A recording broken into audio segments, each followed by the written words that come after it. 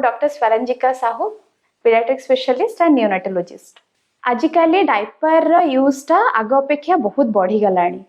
Diaper rash रो मुख्य कारण होची दीर्घ समय धरी जदि आपण डायपर टी को चेंज करूना डायपर टी ओदा हे रहुची शिशुर चर्म संस्पर्श रे आसुची लंबा समय धरी किंबा शिशुटी मलत्याग करिछि सेटा शिशुर चर्म सहित घर्षण हे डायपर रैश हुए।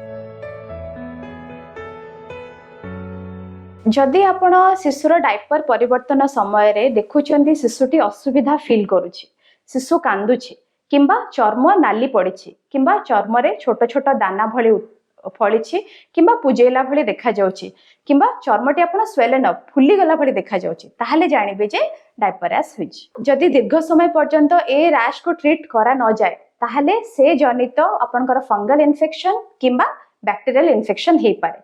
केमिति जानिबे सेटा को आमे कहू जदि सैटेलाइट लीजन देखा गला आपण को जंघ संधि रे देखिबे जदि सेठी किछि नाली नाली दाग परि चिन्ह रहुछि किंबा को जगह रे पुज भली पॉइंट रहुछि से सब फंगल किंबा बैक्टीरियल इन्फेक्शन लक्षण होई थाई पारे।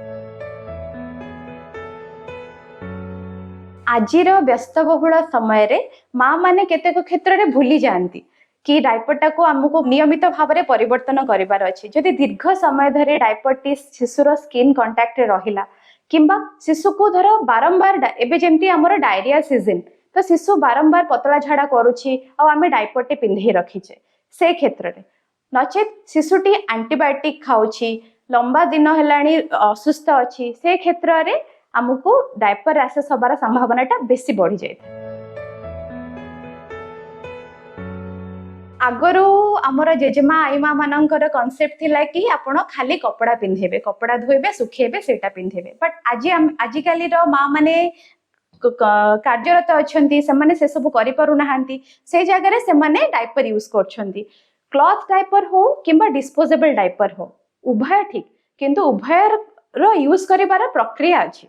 आपण जदि डिस्पोजेबल डायपर यूज करूछंती चेष्टा करिवे सेटा कॉटन बेस हेई थाओ नियमित भाबे 2 ରୁ 3 घंटा भितर सेटा को बदलाइबे। जदि शिशुटी मलत्याग करि दउछि परिश्रा करी कि डायपर टी फुल हे अछि सेटा को चेंज करिवे। सेही हिसाब रे जदि आपण कपड़ा डायपर यूज करूछंती ताहाले सेटा भी परिष्कार रखिबा अत्यंत जरूरी।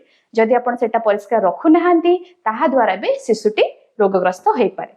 सेति पई दीटा डायपर रेकमेंड करी हबो बट दीटा डायपर रो यूज करिवार प्रणाली आपण को अपनेबार अछि। आइडियली आपण कपड़ा डायपर हो कि डिस्पोजेबल डायपर हो डायपर टी ओदा अछि माने सेटा को चेंज करिवार अछि से केस रे यूटे हबार संभावना अछि जोटा कि झियो शिशु मानक मध्य रे बेसी मात्रा रे देखा जाय। किंतु आपण जेतले डिस्पोजेबल डायपर टी यूज करूछंती प्रत्येक 2 ରୁ 3 घंटा व्यवधान रे सेटा को बदलाइबे। छुआटी जदि ता आगुरु सेथिरे मलत्याग करूछि किंबा परिश्रा रे डायपर टी फुल हे जाउछि ताहाले ता आगुरु भी चेंज कर परबे। केबे केबे आमे भूली जाऊ राति रे गोटे डायपर पिंधे कि पूरा सखाळे चेंज करू सेमती करिवार नाही। आपण जेबे भी फीडिंग पाई छुआ को उठौछंती राति रे आपण चेक करंतु जदि डायपर टी फुल अछि ताहाले भी आपण को बदलाइबार अछि। डायपर रैश आपण जेतले डायपर शिशु को पिंधौछंती नियमित व्यवधान रे ताको चेंज करिवे। प्रत्येक थर चेंज कला बेले आपण स्किन को भलो भाबरे परिष्कार करी सफा करिवे जेमती सेटा सुखिबो। मॉइस्चर थिबा समय आपण डायपर पिंधेले सेटा रोग संक्रमण करि पारे। ता सहित आपण जो वाइप्स रे यूज करूछंती चेष्टा करिवे सेटा वाटर बेस्ड वाइप हो किंबा सफा पानी रे आपण सफा करिवे सेटा को आपण सुखाई पुनी डायपर पिंधे पारिवे।